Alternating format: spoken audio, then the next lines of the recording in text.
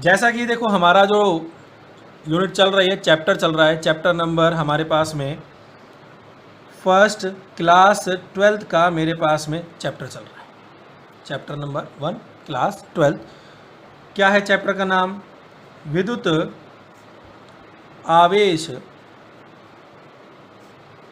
तथा क्षेत्र। ये हमारे पास चैप्टर चल रहा है। देखिए इसी में मैं आज आपके लिए जो टॉपिक लाया हूँ वो हमने लास्ट किया था कि intensity of electric field at a point on, जो मेरे पास लेके चल रहे थे एक्सिस पर, यानी मैं वहाँ पर लेके चल रहा था किस पे, कि जो हमारे पास में था कि पॉइंट ऑफ एक्सियल लाइन पर, यानी एक एक्सिस ऑफ लाइन के ऊपर हम बात कर रहे थे। आज जो मैं टॉपिक लेकर आया हूँ वो लेकर आया हूँ कि द्विध्रुव के कारण निरक्षीय रेखा या मेरे पास विषुवतीय रेखा पर स्थित बिंदु पर विद्युत क्षेत्र की तीव्रता, यानी intensity of electric field at a point on A equatorial line of electric dipole. देखो सिंपल सा है, कोई नहीं है, जैसा हमारा पीछे वाला था बिल्कुल वैसा ही चलेगा। देखो इसने माना क्या कि मेरे पास में कि जो एक डाइपोल लेके चलते हैं, यानी ये मेरे पास में एक डाइपोल माना है, यहाँ पर माइनस क्यू आवेश ए पर और बी पर मैंने क्या मान लिया, प्लस क्यू आवेश, और दोनों के मध्य का विस्थापन कितना है। कहता है इनको मिलाने वाली ये जो अक्षीय रेखा है, इन दोनों आवेशों को मिलाने वाली, इसी के लंबवत खींची गई एक रेखा, यानी ये निरक्षीय रेखा पर, पहले तो हम क्या बात कर रहे थे, इसी के आगे रखा हुआ था कि एक एक्सिस पे हॉरिजॉन्टल पे, अब मैं कर रहा हूँ वर्टिकल रखा हुआ है, यानी इसी आवेश के कहीं पर हमारे पास में लंबवत एक मैंने P एक बिंदु पर एक आवेश रखा है, परीक्षण आवेश, जिस पर मुझे मान निकालना है। तो देखो इसी परीक्षण आवेश के लिए जहाँ मुझे मान निकालना है, हमने मान लिया कि यहाँ पर एक आवेश रखा है। अब ये मेरे पास क्या है, धनावेश, पॉजिटिव चार्ज, और हमने ये बताया कि परीक्षण आवेश जो हम लेकर चलते हैं वो भी क्या मानते हैं हम, पॉजिटिव। तो ये पॉजिटिव इस पॉजिटिव को क्या करेगा, प्रतिकर्षित करेगा, और प्रतिकर्षित करेगा इसलिए इसकी विद्युत क्षेत्र की तीव्रता की दिशा कहाँ होगी, विपरीत, जिसको हमने यहाँ पर क्या नाम दे दिया, ई बी हमने यहाँ पर नाम दिया, क्योंकि बी के कारण है इसलिए क्या दे दिया, ई बी। यही मेरे पास ए पर क्या है, माइनस क्यू, और ये क्या मानते हैं, धनात्मक, और इसी कारण से ये क्या करेगा, इसको इधर आकर्षित करेगा, तो यहाँ पर मेरे पास क्या आ गई, विद्युत क्षेत्र की ई ए। हमने क्या माना कि जो पी ए है, यानी ये रहा पी ए, पी बी किसके बराबर है, एल के, और ओ व पी के मध्य, यानी इस ओ से पी के मध्य की दूरी हमने क्या मान ली, आर मान रखी है। कितनी मान रखी है, आर। अब यहीं पर जब हमारे पास में एक रिजल्टेंट निकालना हो, कि हमने कहा कि यहाँ पर रिजल्टेंट निकालना है, तो मैंने इनको रिजॉल्व कर दिया थोड़ा सा अक्षीय रेखा के अनुसार। तो मैंने जब इसको खोला, यानी ये मेरे पास में, और इस एक्सिस के अराउंड मैंने काल्पनिक रेखा खींच ली, ये भी, तो ये भी मेरे पास क्या थीटा है, तो ये भी क्या होगा, थीटा, मैथ में पढ़ा होगा ना एक, ये अगर थीटा है तो ये भी क्या होगा, थीटा। तो उसी के अनुसार ये भी थीटा है तो ये भी क्या होगा, थीटा, ये भी मैथ में आपके। तो देखो उसी के अनुसार जब ये थीटा और वो हमारे पास निकल के आ रहे हैं, तो मैंने इसको थोड़ा ओपन किया, तो इस थीटा के अनुसार जहाँ मेरे पास थीटा होता है वहाँ क्या लेके चलता हूँ, ई बी कॉस थीटा ले लिया, और दूसरी तरफ क्या ले लिया, ई बी का साइन थीटा। इसी प्रकार से दूसरे को खोला तो क्या आ गया, ई ए, इसको लेके गया इधर, तो ये क्या आ गया, ई ए कॉस थीटा, और इस एक्सिस पर क्या आ गया मेरे पास में, ई ए का साइन का थीटा। ये मेरे पास में मान आ चुके हैं।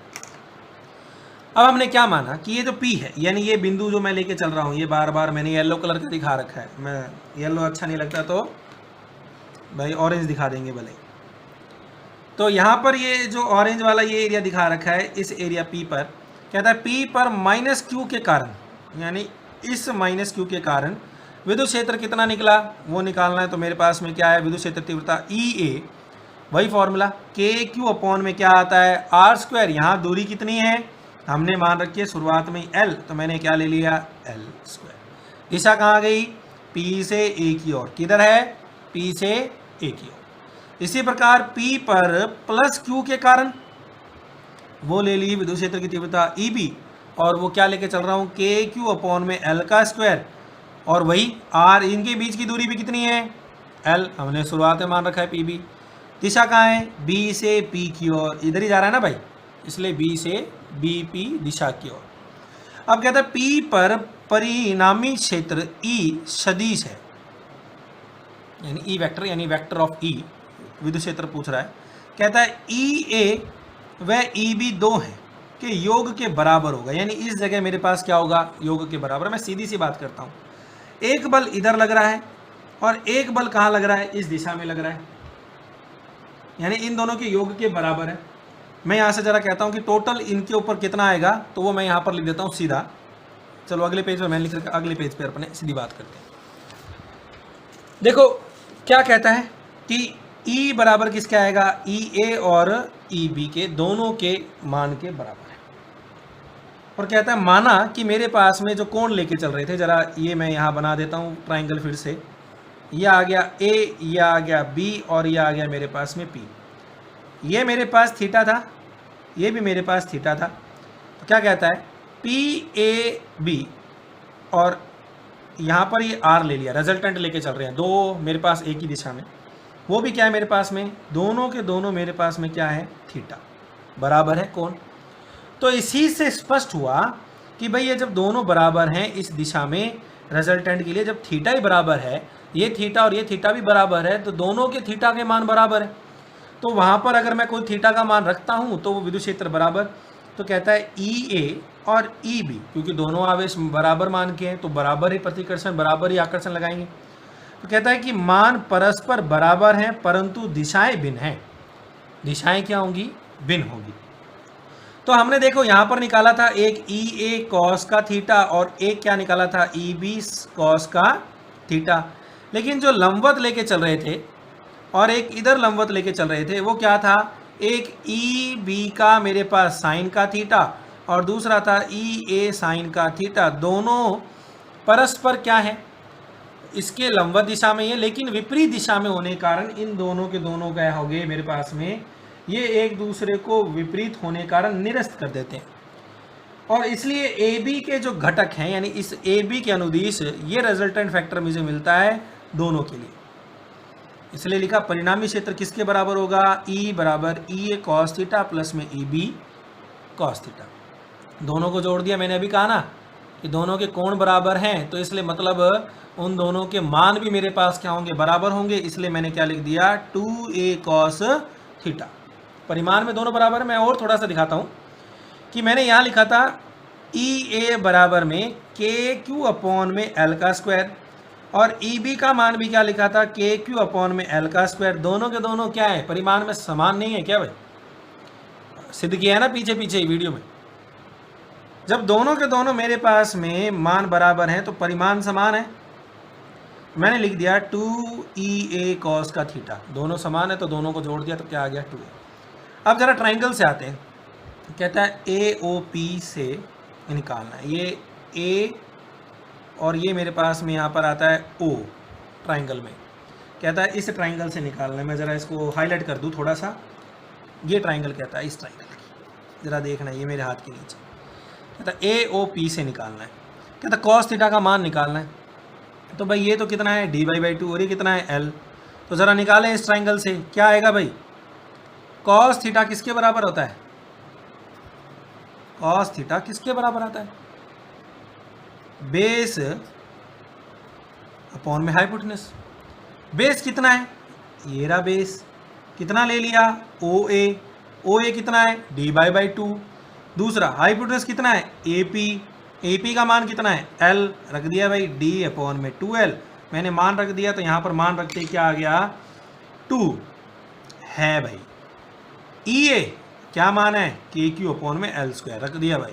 कॉस थीटा क्या मान है, D अपॉन में 2L आ गया मेरे पास में। थोड़ा सॉल्व कर देते हैं, 2 से 2 कैंसल, ठीक है। क्या बच गया, E बराबर में KQD अपॉन में L का क्यूब। और हमें याद हो तो P का मान किसके बराबर ले रहे थे, विद्युत द्विध्रुव आघूर्ण का QD के, या फिर उसको ये भी लिखा होता है कई बुक में 2A Q भी लिखा होगा, दोनों एक ही बात है, कोई फर्क नहीं है भाई, पहले कह रहा हूं मैं। तो उसी के आधार पर लिख दिया, ये P आ गया तो क्या लिखा, KP अपॉन में L की क्यूब। अब ट्राइंगल फिर से AOP से आता हूं मैं फिर से, यही ट्राइंगल। तो AP स्क्वायर बराबर में किसके आएगा, किसके बराबर आता है, इस ए पी बेस इनटू में मेरे पास परपेंडिकुलर दोनों के लेके चलूँगा, तो ए ओ का स्क्वायर प्लस में ओ पी का स्क्वायर, दोनों को मैंने ले लिया तो दोनों की वैल्यू भी पता है। ये पता है मुझे एल स्क्वायर, इसका मान कितना है डी स्क्वायर बाई 4, और ये मैंने शुरुआत में माना था किसके बराबर है, आर स्क्वायर। तो यहाँ से क्या आ गया, L cube is equal to किसके बराबर है, डी स्क्वायर बाई 4 प्लस में आर स्क्वायर की पावर 3/2 लिख सकता हूँ। यहाँ से ऐसे निकाल लेना भाई, एल बराबर में डी स्क्वायर बाई 4 प्लस में आर स्क्वायर की पावर कितनी हो गई, आधी। तो भाई एल की क्यूब करूँगा तो क्या हो गया, 3/2, और मुझे क्या चाहिए, एल की क्यूब ही तो चाहिए। तो इस एल की क्यूब का मान इसमें रखा, ये रख दिया मैंने। वही सिमिलर पैटर्न, अगर डी का मान मेरे पास आर से बहुत छोटा है तो डी स्क्वायर बाई 4 नगण्य होगा आर के तुलना में। हटा दिया, क्या बचा, के पी अपॉन में आर की क्यूब, और यहाँ पे इसी को सदिश रूप में लिख दिया, ई बराबर में के पी अपॉन में आर की क्यूब।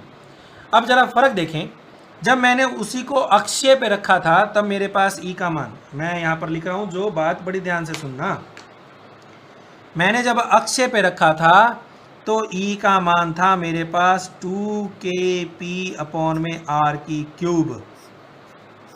और यहाँ क्या हो जाता है कि अगर किसी भी आवेश को अगर द्विध्रुव के लंबवत रखा जाए, निरक्षीय पे रखा जाए, तो उसका मान अक्षीय विद्युत क्षेत्र की तीव्रता के मुकाबले क्या हो जाता है, आधा हो जाता है, हाफ।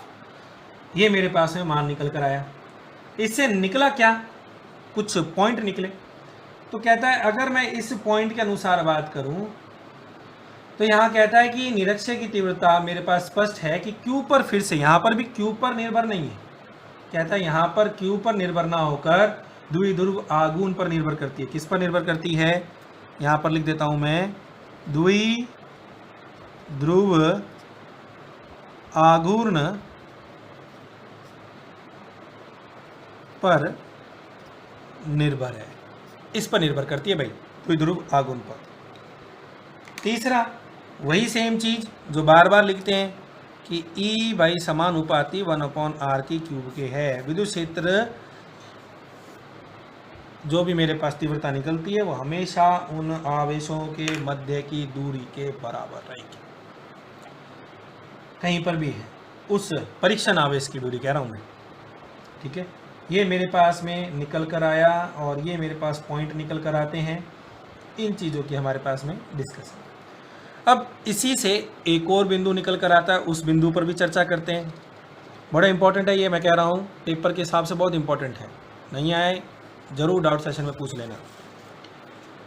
अब आते हैं इसी पर आगे, नई हेडिंग इसी में साथ के साथ उसी पर बेस है। यहाँ कहता है कि विद्युत द्विध्रुव का भौतिक महत्व पूछ रहा है, physical significance of electric dipole. बड़ा इंपॉर्टेंट है कि भाई भौतिक महत्व क्या है वास्तविकता में। तो देखो हमारा परमाणु का पता है कि परमाणु जो हमारे पास में है उनके बारे में हमें पता है।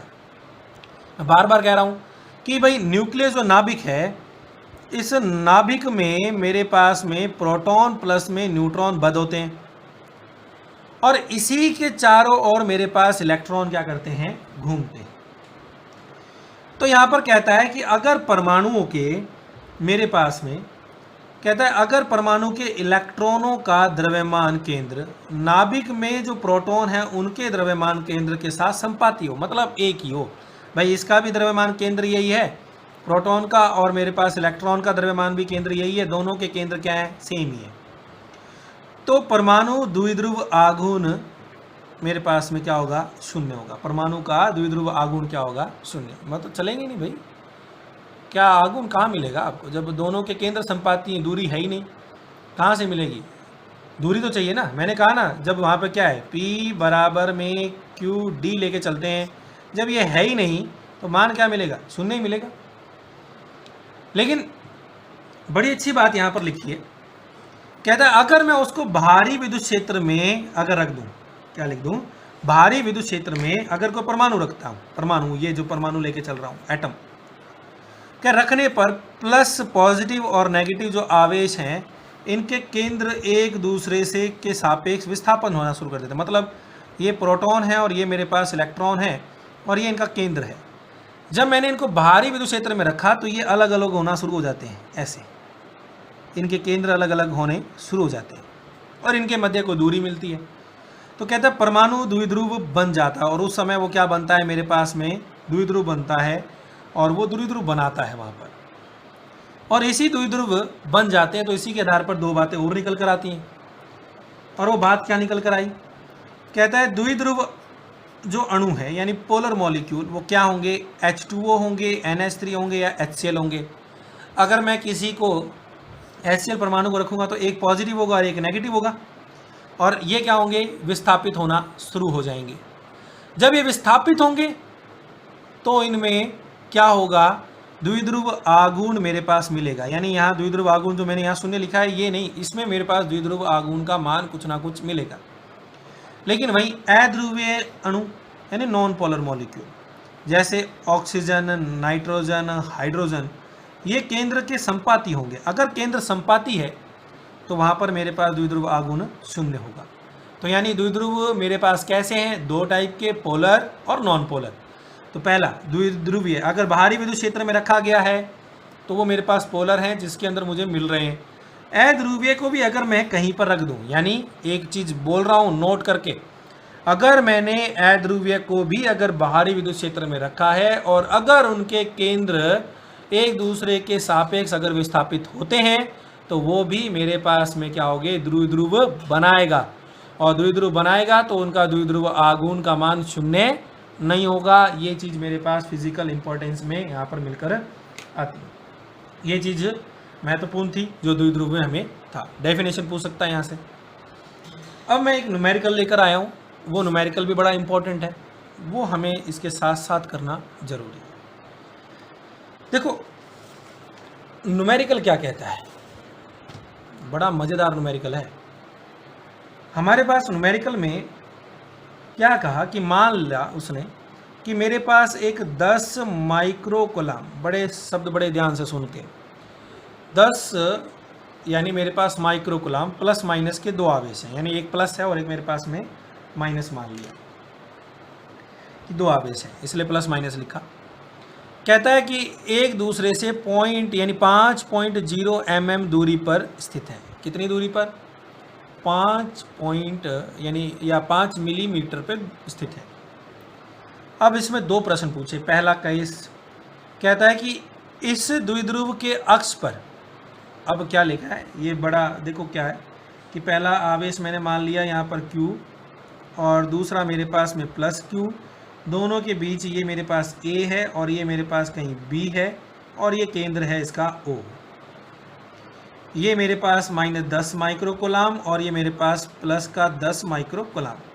प्रश्न क्या कहा है कि केंद्र अक्ष पर द्विध्रुव केंद्र यानी O से लगभग मेरे पास एक पॉजिटिव चार्ज की ओर, इस पर प्लस चार्ज की ओर लिखा है। बोल रहा है कि किधर रखा गया है।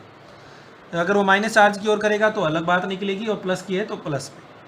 तो उसने लिखा प्लस चार्ज से इस दूरी पर कहीं P बिंदु है और कितनी दूरी पर रखा गया है, 15 सेंटीमीटर दूरी पर रखा है। और ये इनके बीच की दूरी कितनी है, 5 मिलीमीटर इनके बीच की दूरी दे दी इसने, D दे रखा है। ये पहला केस कहता है स्थित बिंदु P पर है।